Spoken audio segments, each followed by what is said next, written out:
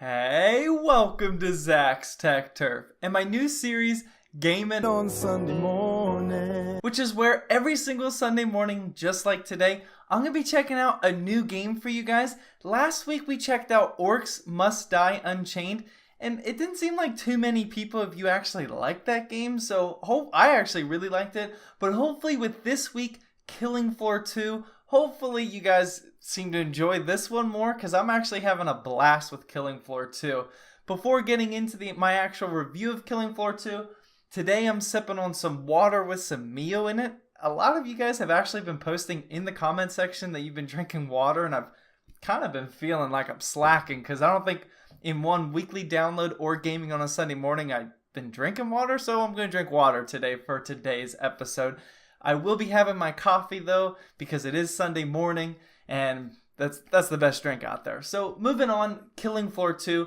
What is Killing Floor 2? Well, it's a first-person shooter zombie survival game, and it is co-op. You can play a lot of different a lot of different options offline, but I think it's more focused towards co-op. I believe it's 6 players. I actually don't know. It's either 5 or 6 players. I think it's 6 players.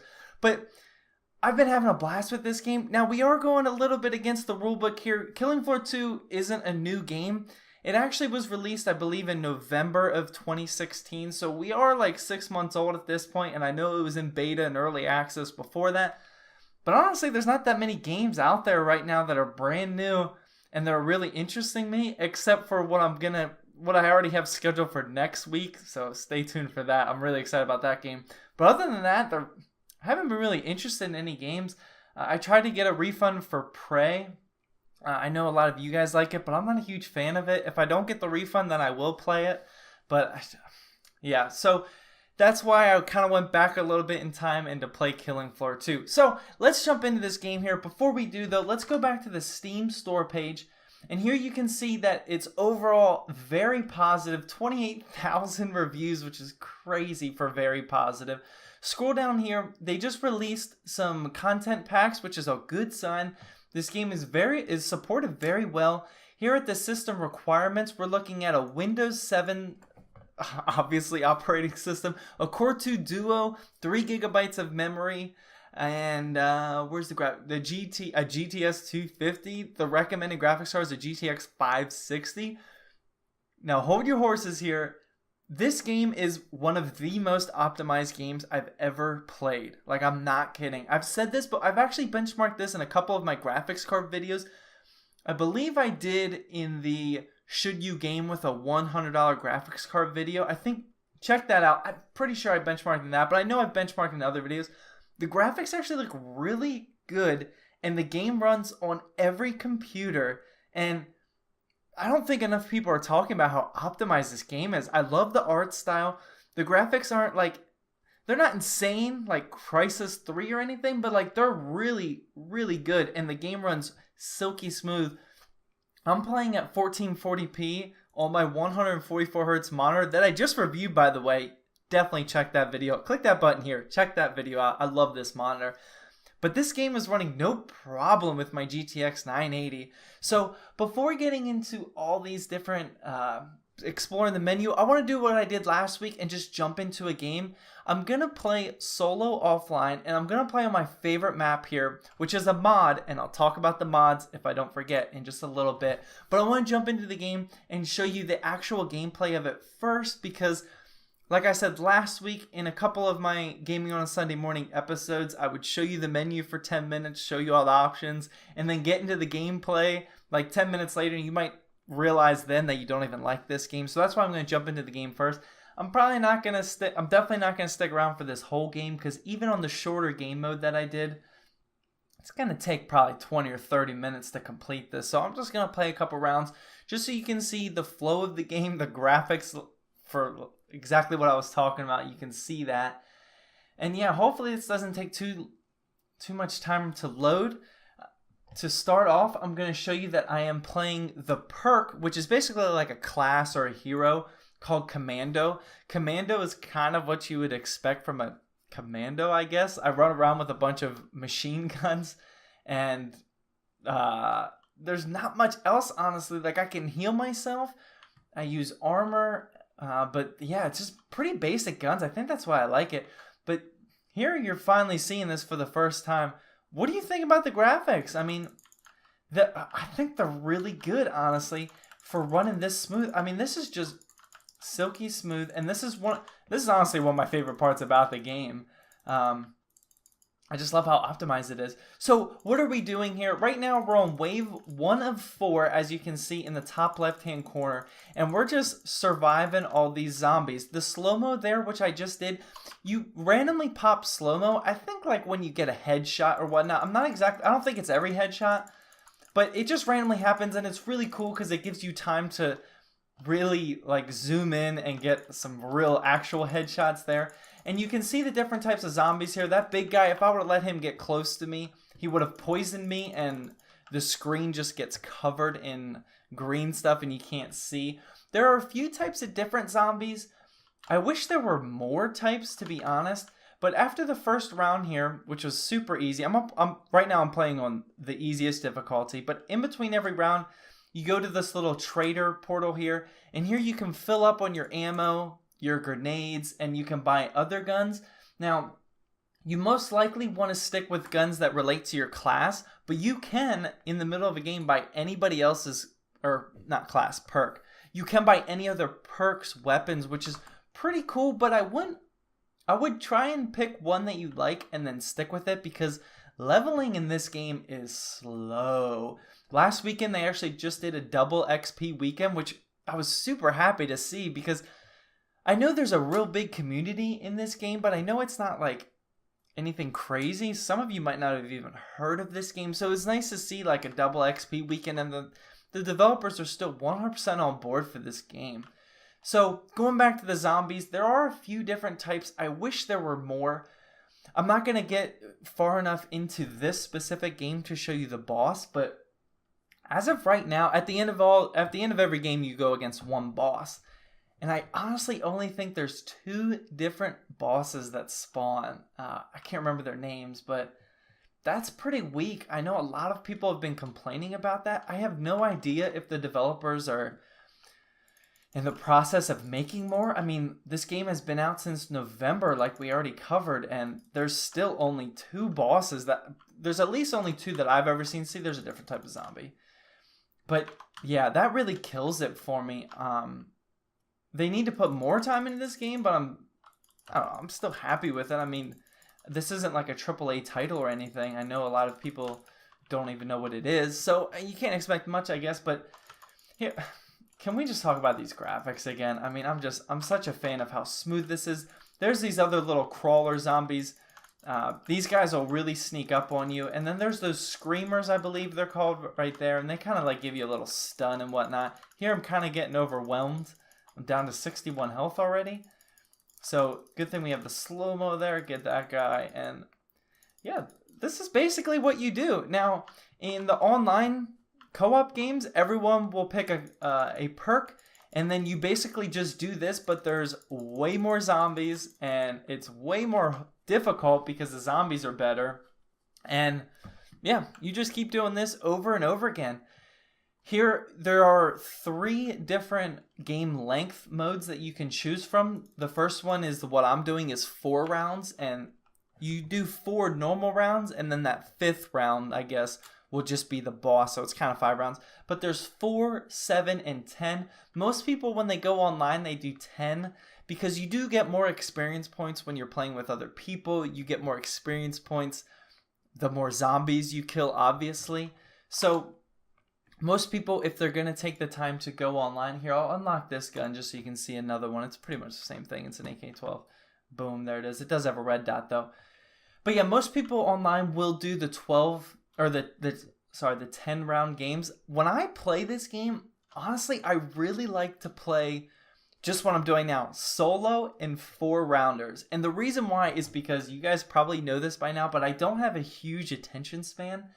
So I like to jump into this game, play for 20, 30 minutes, and then jump right off. I like to try new maps that are made in the workshop. And that brings me to my next point, the workshop. People create all sorts of maps. I know a lot of people are real into creating maps for the previous Killing Floor, so Killing Floor 1. A lot of people are remaking the old maps. This might actually be, I didn't play the first one. This might actually be a map like that, but I mean, this is a user-created map, and you can see just like, I mean, there's a lot of detail here. I mean, this is a really nice map, and you can see all the blood splattering correctly, and it looks really good. So the game comes with like 10 or 12 maps, somewhere around there. But yeah, I like to just jump in, do a quick 4-round offline. Occasionally I'll do the online 10, but not too much.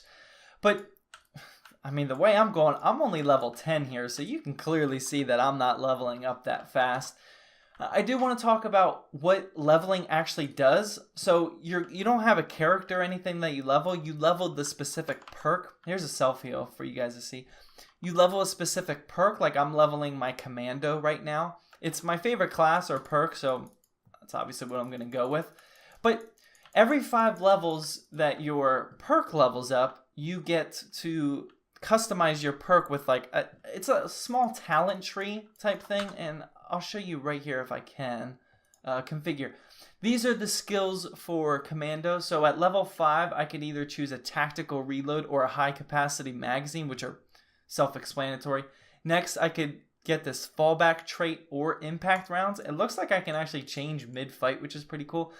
And yeah, you just level this up. Leveling's very slow, so I don't think that I'll get to this level 25 anytime soon. But here are the different perks. You have Berserker. I don't think I can show you the starting weapons, but SWAT I know is new, Survivalist. Sharpshooter I actually really like. I didn't even have it to level 5 yet, but Sharpshooter is basically all snipers or single shot rifles, which is pretty cool. Gunslinger's all about like dual wielding pistols and stuff. This guy is all about explosives and using flamethrowers. The field medic is your support class, and there's another support class. You actually, I don't know if you necessarily 100% need a support class when playing online, but it is really fun that you kind of do have that tank, healer, and DPS meta. The commando is clearly the DPS. I just go around bursting people. I don't know if there's necessarily too many tanks in this game. Maybe Berserker. I haven't played them all. But it would definitely benefit you to play a support class. Now, I don't know how playing a support class works on solo. It might not even be possible. But we're going to exit this exact game. And I'm going to show you the main menu, show you a couple of the extra features, just so you guys saw what it looks like. So I want to go into this a little bit more. In the perks here, yeah, this is where you can see your starting loadout, the commando, which I just started with, which you guys saw. I have the AR-15, a pistol, a knife, and a grenade if you want to go to SWAT. He's got like an SMG, a pistol, knife, and a flashbang. The field medic has this HM Tech pistol, which heals people. I believe it actually damages people as well. The support has a shotgun, a pistol, machete, and a frag grenade. The firebug has, I'm pretty sure this shoots fire, I would guess. And yeah, those are the different perks. I like the system. I just wish you could level it a little bit faster so I could get into the skills. You can see here that the only one I have to even that first skill tree is of level 5 is commando. Sharpshooter, I'm getting there. I just started playing that. But yeah, those are the classes here. We'll go over to this gear thing, which isn't a huge part of Killing Floor 2. I don't think there is like different camos that you can unlock, and the cool thing is people in the Steam Workshop can create camos for the game, and then people vote on them, and then the developers of the game will actually bring that into the game via crates. Now, my problem with these crates are microtransactions. You can't open these crates unless if you, yep, there it is, unless if you buy a key for it. Like here it says buy key 249. So I've unlocked a couple crates. I believe I just got these from leveling up, and you can see there's actually like a variety of some very different cosmetic items that don't really even fit the theme of this game, that dark gritty theme. Like I couldn't imagine, I've never seen somebody run around with a dinosaur mask. It would just look weird in this game.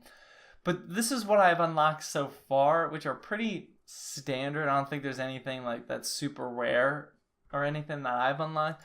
But yeah, you can pick your character here. There's a few to choose from, no big deal. You can unlock different emotes. That's just your facial hair. And then your accessories, which is right here. Like, I can give my guy some glasses, and I think I gave him a headband, and that's pretty much it.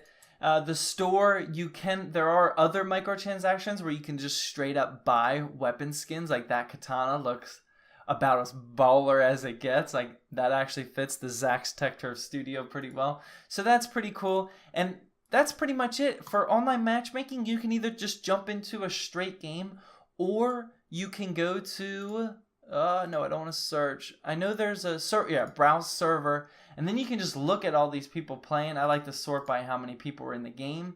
And then boom, yeah, it is 6 players. So I just usually jump into any of these that have 5 of 6 players, and that they're at towards the end. Like, this team is at 8 of 10 rounds. So there's definitely a lot of people playing this game. This doesn't show, I have it filtered to not show full games. So these are all the games available to jump in, and it's very seamless. You just click on it, jump in, and you're with those 5 other players, which is really nice. There is one other mode other than just the standard zombie survival game, if we can go back here, and that's versus survival. Now, versus survival, as you can see at the bottom, is a PvP Horizon mercenaries versus waves of players and AI-controlled Zeds. The zombies are called Zeds, by the way. I don't even think I said that. But yeah, so that's another mode. I haven't even jumped into that yet. You guys know that I kind of avoid PvP sometimes, and sometimes I just want to relax and play some PvE. And that's pretty much it for Killing Floor 2. There is basic training, which is kind of like a tutorial to show you how to do everything. But like I said, I'm the type of guy who just goes to play solo offline, plays a random map. Usually I try and play the ones that are from the Steam Workshop so I can check them out. And I usually just do short 4 waves, and then I'm in and out, and I got my fix for killing zombies. So that's going to wrap up Killing Floor 2. I didn't make a written review for this week or last week. I didn't even really announce it. Very, very few people were actually reading my written reviews. And honestly, I really wasn't a big fan of writing the reviews, just to be honest with you guys. I love playing games with you guys on Sunday morning. I do want to take this to Twitch at some point in the future, probably not anytime soon though, but that's why I'm making this series. I want to get better at talking to the camera, and I feel like I'm getting better at every single week. I haven't scripted videos in a couple weeks now, and I'm just playing this game, talking to you guys, and now I'm kind of ranting. So those are my little future goals from now on. Make sure you guys let me know what you think of this series. I definitely need to know if you guys want me to if you want to see me play a different game. I have a really fun game that if you're following me on Instagram or Twitter, you'll probably already know what it is because I've been posting about it. But next week, I'm so excited for the game. So yeah, no written reviews. If a bunch of you guys happen to say you missed my written reviews, which I highly doubt happens, then I might make them. But yeah, I'm probably just going to scratch that whole idea. Well, that's going to wrap up this video. Please drop a like down below to help support my channel. And as always, thank you for watching. And please subscribe for more Zach's Tech Turf videos.